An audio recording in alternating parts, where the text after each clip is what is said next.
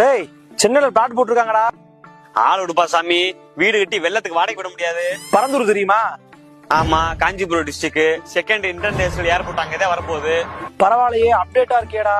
அதான் சொல்றேன், அந்த ஏர்போர்ட் என்ட்ரன்ஸ்ல தான் ஏஎல் சூப்பர் சிட்டி பிளாட் போட்டிருக்காங்க. டேய் என்னடா சொல்ற, ஒன்னும் புரியலடா.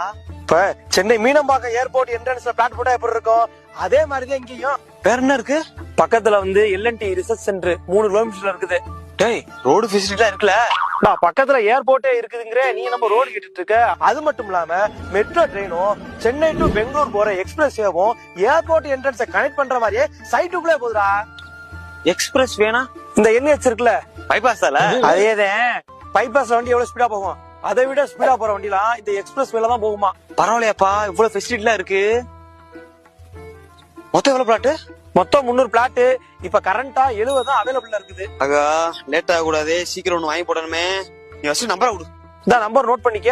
சரி, நான் வீட்ல ஃபேமிலில கூட்டிட்டு சைட்டுக்கு வந்துறேன். சரியா? Bye bye. டேய், இன்னும் ஒன்றா கமர்ஷியல் பர்பஸ்காண்டியும் லேண்ட் இருக்குப்பா. இந்த கடை கட்டுறது, காம்ப்ளெக்ஸ் கட்டுறது, கட்டி வாடகைக்கு விடுறது, இந்த மாதிரி இதுக்கு இடம் இருக்குது, வாங்கிக்கலாம். சூப்பர்ரா. சரி, இதே வீட்ல பேசிடுறேன். சரி.